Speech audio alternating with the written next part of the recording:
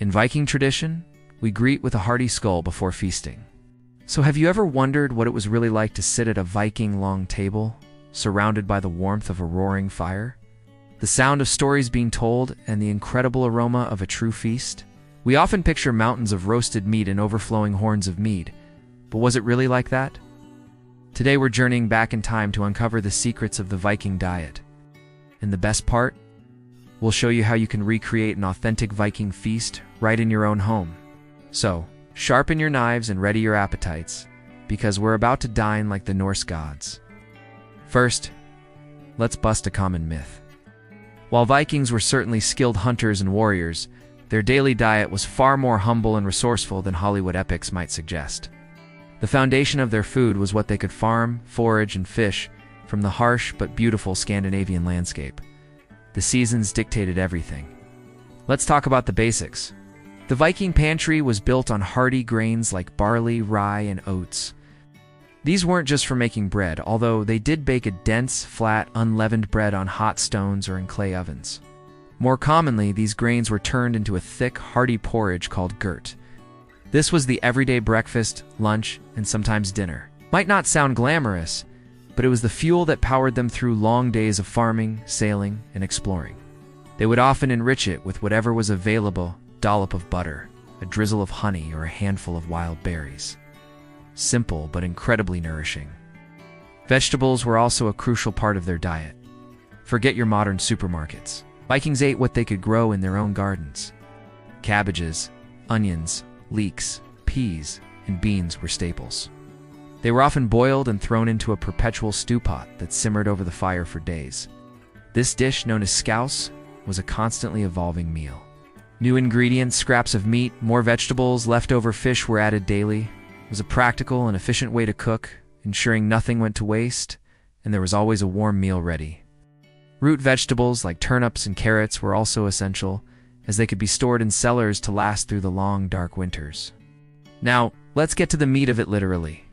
What kind of meat did Vikings eat? Well, it depended on their wealth and location. For most, domestic animals were the primary source. They raised cattle, sheep, goats, and pigs, but these animals were incredibly valuable, not just for their meat, but for their milk, wool, and labor.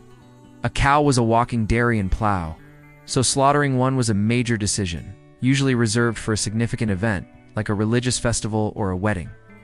Pork was particularly popular, as pigs are relatively easy to raise and mature quickly. Chickens and geese provided both meat and eggs. Hunting supplemented their diet. Vikings hunted deer, elk, reindeer, and even wild boar. In the far north, they hunted seals and whales, using every part of the animal. The meat, the blubber for oil, the skin for clothing, nothing was wasted. This deep respect for nature and its resources is a key part of the Viking ethos. And of course, we can't talk about Scandinavian food without mentioning fish. Surrounded by seas, rivers, and fjords, fish was an abundant and vital source of protein. Herring and cod were incredibly important. They were eaten fresh, but more often, they were preserved to last through the lean months.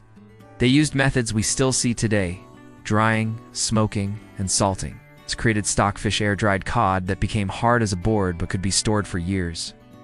It was a perfect food for long sea voyages, providing sustenance for their epic journeys across the Atlantic. So how did they make all this food taste good? Flavor. Vikings weren't just eating boiled cabbage. They had access to a surprising range of herbs and spices. They grew their own, like dill, parsley, and mustard seeds. They also foraged for wild garlic and horseradish, which added a powerful kick to their dishes. And thanks to their extensive trade networks, they could import more exotic spices like black pepper, a true luxury item at the time. Honey was their primary sweetener, used in drinks and to glaze roasted meats. Salt was, of course, the most important seasoning of all, not just for flavor, but as a crucial preservative. What about drinks? Well, the cliché of Vikings constantly chugging mead from giant horns isn't entirely wrong, but it's not the whole story. The everyday drink for everyone, including children, was likely a weak, low-alcohol ale. It was safer to drink than water, which could be contaminated. Water, milk, and buttermilk were also common. Mead, the famous honey wine, was a special occasion drink. It was sweet, potent, and reserved for feasts, rituals, and celebrations. They also enjoyed fruit wines made from berries. These drinks were a central part of their social culture, used for toasting, making oaths, and celebrating life. Now that we know what they ate, how can you feast like a Viking today? It's easier than you think, and it's a fantastic way to connect with history. Let's build our modern Viking menu. For our main course, let's go with a showstopper. Honey-glazed roasted pork. Find a good quality pork shoulder or loin. The key is the glaze. Mix honey with a little bit of ale, some crushed mustard seeds, and a pinch of salt. As the pork roasts, baste it frequently with this mixture. The result will be a succulent piece of meat with a beautifully caramelized, sweet, and savory crust. This would have been a dish worthy of a chieftain's table. As a side, we'll prepare a hearty root vegetable medley. Roughly chop carrots, turnips, and onions. Toss them with a little oil or even better, bacon fat for extra flavor, and some fresh dill and parsley. Roast them in the oven until they are tender and slightly browned. You can cook these right alongside your pork. It's simple, rustic, and incredibly delicious. We also need some bread to soak up all those amazing juices. You can bake your own simple barley flatbreads. Mix barley flour with water and a pinch of salt to form a dough. Roll it out thin and cook it in a hot, dry pan for a few minutes on each side. It's an authentic touch that's surprisingly easy to make. And for our scouts, our perpetual stew, you can create a modern version.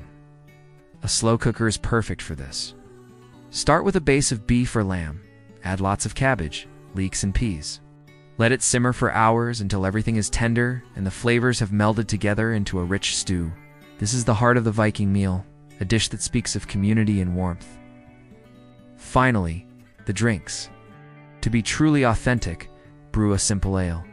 But for an easier option, find a good quality dark beer or ale. And for the grand toast, you must have mead. You can buy excellent mead online or at specialty liquor stores. Serve it at room temperature in your finest glasses or, if you have one, a drinking horn. Imagine it. The table is set with your roasted pork, glistening with honey. The aroma of roasted vegetables and fresh dill fills the air. Large pot of hearty stew bubbles invitingly.